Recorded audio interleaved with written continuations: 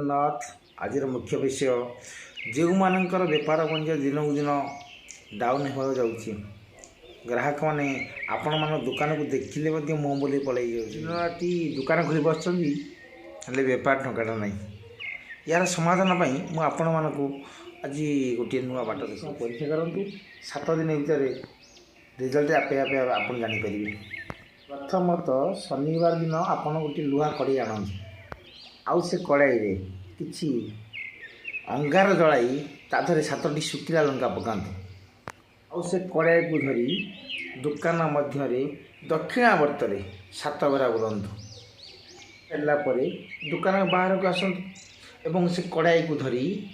balm पट को फिंगी जातु यापर